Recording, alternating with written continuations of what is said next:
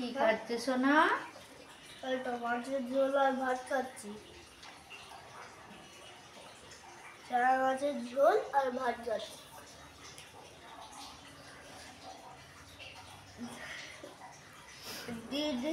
দিদির না, দিদির অসুখ হয়ে গেছিল, আমি দেখিয়েছিলাম ছাদে।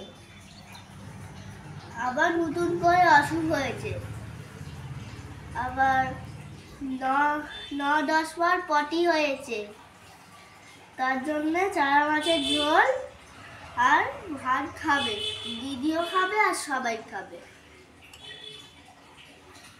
তো বন্ধুরা দেখতেই পারলে চারা মাছের ঝোল আর ভাত বলতে ওদের আলু দিয়ে কাঁচকলা দিয়ে হয়েছে, আর আমার হয়েছে শুধু কাঁচকলা দিয়ে, আলাদা আলাদা। কেননা ওই কাঁচকলা আলু একসাথে করলে আমাদের আলুর রসটা হয়ে যাবে না, যার জন্য আমার কাঁচকলা দিয়ে চারা মাছ দিয়ে হয়েছে, সবাই খাবে।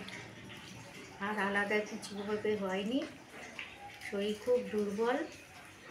তো বন্ধুরা আমি বেশি ভালোভাবে বড়োভাবে ভিডিও করতে পারছি না, তোমরা আমার ভিডিওগুলো দেখো,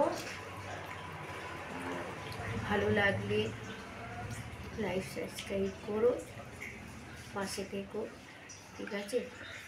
তো টাটা।